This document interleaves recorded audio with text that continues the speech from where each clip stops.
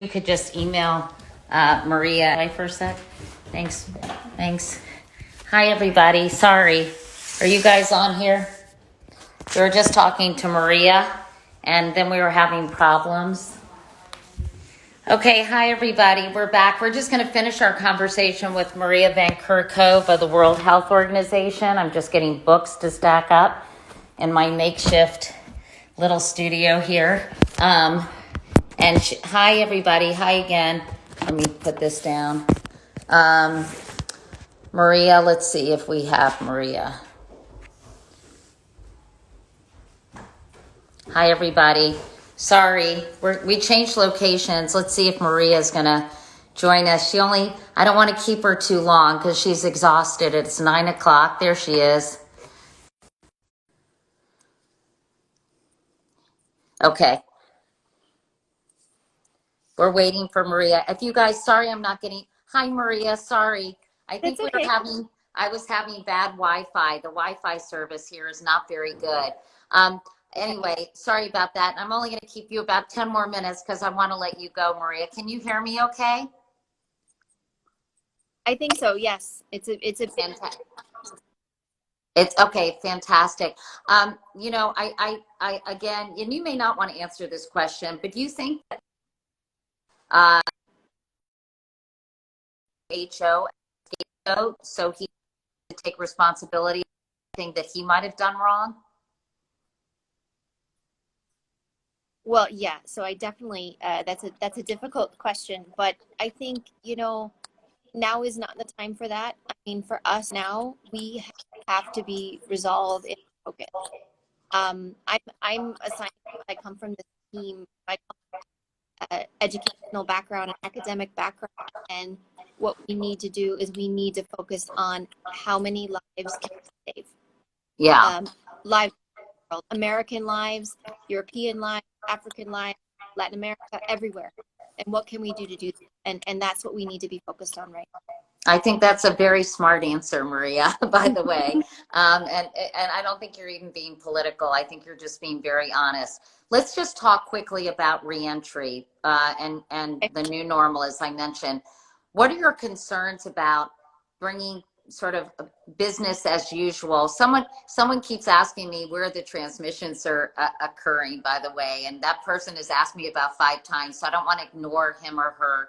So where are the transmissions occurring? You mean in general, or you mean in Yes, the US? I think in general. So yeah, I ask this question everywhere I can. So with past coronaviruses, SARS and MERS, a lot of the transmission happened in healthcare facilities. And so from the beginning, that's what personally I was worried about, organization about, that you would have these massive outbreaks in hospitals. And with COVID-19, what we're actually seeing, most transmission is happening in households. It's happening between very close contact with people who are, in very close proximity to each other through these respiratory droplets. It's not circulating in the air like on the street or in the park or something like that. It's very, very close contact. So most of it is happening among family members in close contact at home. That's so interesting because I know I've read a lot of articles about whether or not the virus can become aerosolized. How do you say that? Become aerosolized? Aerosolize. Yes, and And whether or not it can. Yeah, sorry, go ahead. It can. So the thing that we worry about are what we call aerosol generating procedures.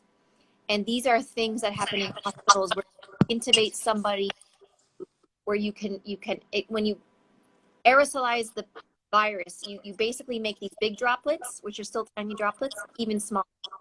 And the smaller the droplets are, they can remain suspended in the air. Right. And if you do procedures in a hospital, if the virus is in the particles, can stay in the air for a while. And so in hospitals, we recommend what we call airborne precautions, healthcare, because it can be aerosolized. But study after study that we're seeing is we're not seeing that aerosolization, if you will. That's probably not a word. In house, in normal coughing and normal sneezing, and so that's important for people. Are you having time with your wife? Okay. No, no, this time I'm just having trouble keeping my phone straight. I mean, it's always something, Maria. So a lot of people are asking about a mutation that occurred in India. And I'm wondering what you know about that, if you've heard anything about that. So what I know about the viruses is that there are very, very smart people, much smarter than me, virologists, who are looking at the full genome sequence, thousands of sequences that have been made publicly available, and comparing them.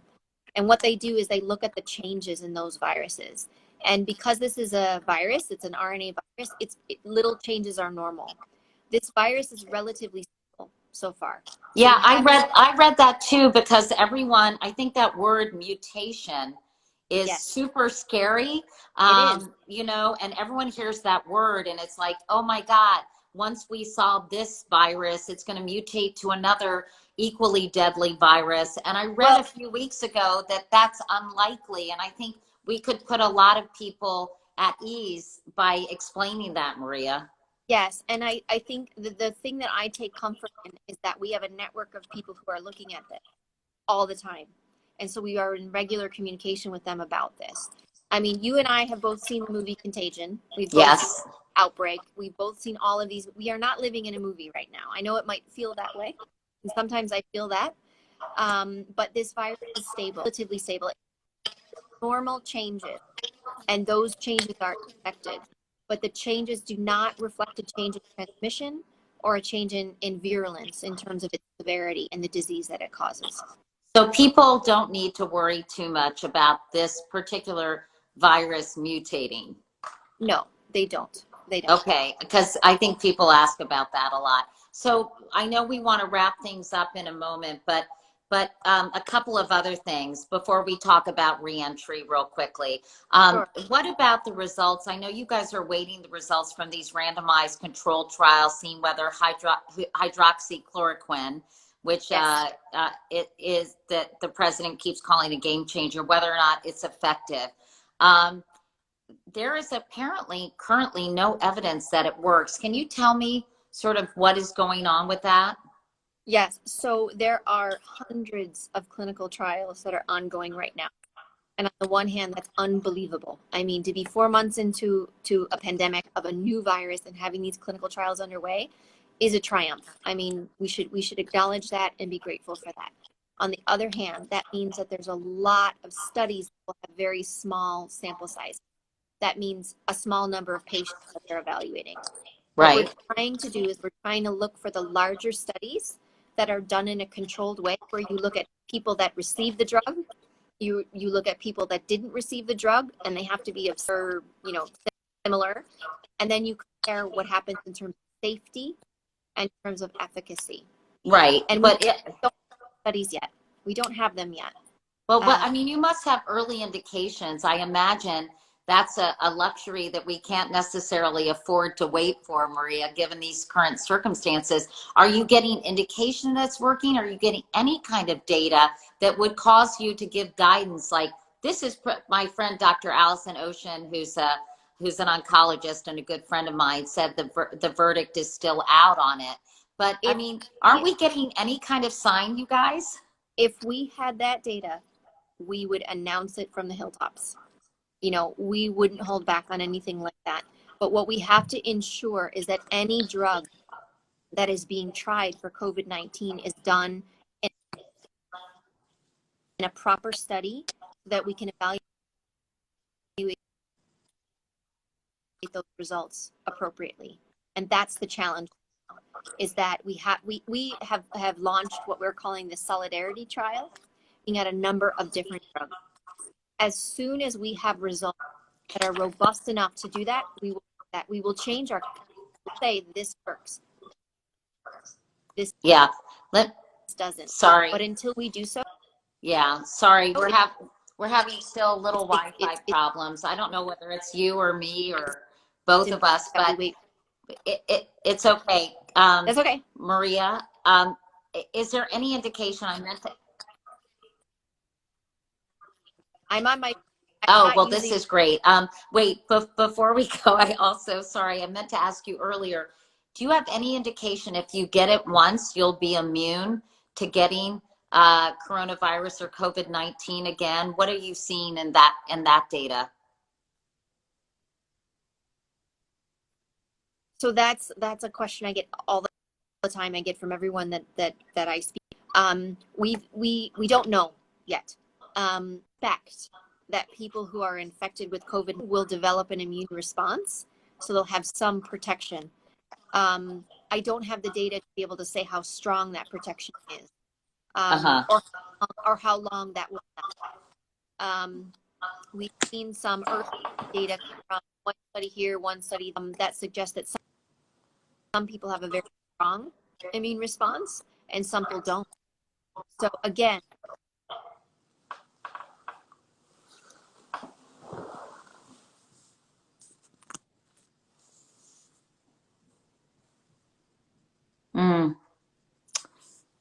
Let's see.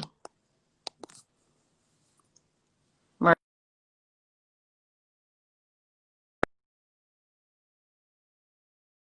just took you off Wi-Fi. Maybe that'll help from my end. Can you?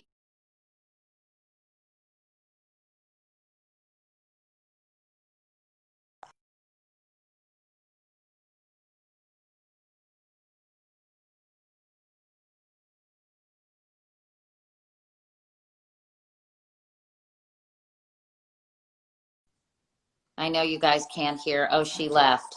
Okay. Do you guys want us to come back and finish this up? If you want me to call her back and we can talk a little bit more, I'll do that. Okay. I'm going to call her back for those of you who might find this useful.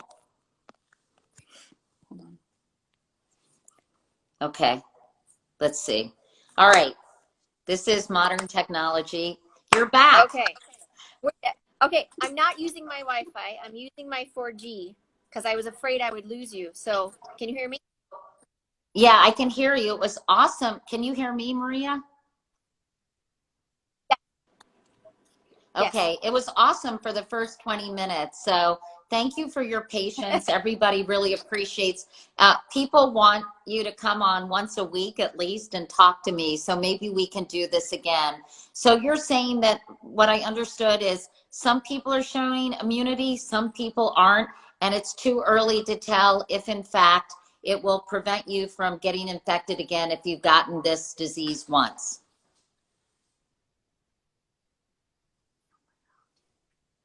Correct.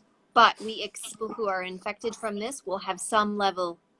Can you hear me? No. Yes, I can hear you. Sorry. At first I wasn't. Now I do. Okay. All right. So sorry, everyone. Maria is such a good sport. You're such a good sport. Maybe, I think I can hear you a little better when you're a little bit back. Maybe that has something. I'm not good with technology. So let me ask you, Maria, about reentry. I know they're sort of, you're the head of the WHO, Director General Tedros. I can't pronounce his whole name. Outlined a checklist for reentry. Transmission of the virus should be controlled. Surveillance systems should be in place. Outbreaks in hospitals and nursing homes should be minimized. Yes. Preventive measures in essential locations such as schools and workplace. The risk of importing the disease from abroad should be under control. So that's a tall order, right? There's one more. There's one more, that communities must be fully engaged. Oh, okay. I don't have that one. Okay. So what are your concerns about kind of starting the economy or starting life as we knew it? Oh, she can't hear me now. Hold on. Yeah, did you turn off your Wi-Fi? Yeah, she did. Yeah. She turned off her Wi-Fi, everyone. She's just on 4G. Can you guys hear me? Hi, can you hear me? She left again. Okay, we're going to do one more try and then we're going to let poor Maria go. Everybody, stand by. Okay. Okay.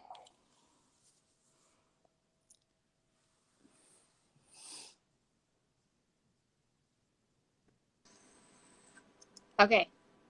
Now I feel like you're perfect. Okay, Can you hear me? we're good? I can. Yeah, Yes. I think we're good.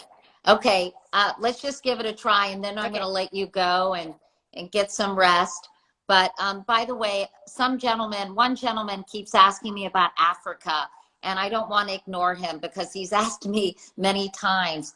What do you think is the future for Africa? Well, that's a big question. So we're working with with our regional office in Africa to make sure that all of the countries in Africa have the ability to detect cases, gear up their workforce so that they can find cases, build treatment centers. We have a flight going right now to 51 countries, bringing essential medical equipment, including personal equipment and laboratory kits to countries across Africa. Many countries in Africa right now are seeing small numbers of cases, and there's still an opportunity to stamp this out.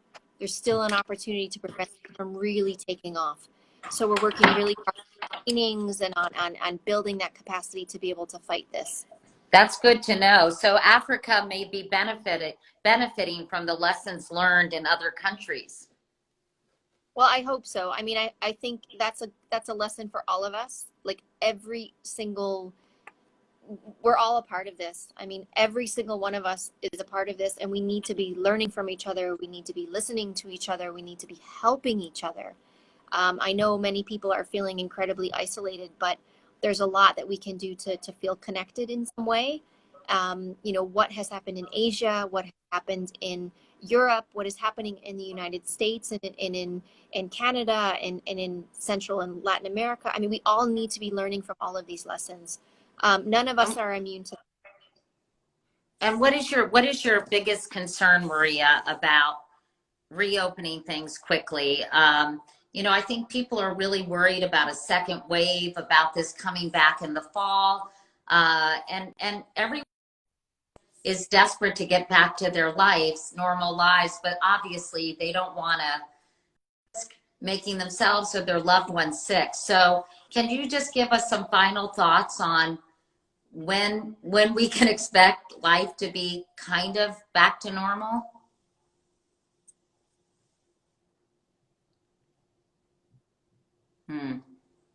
I don't think Maria can hear me, everybody.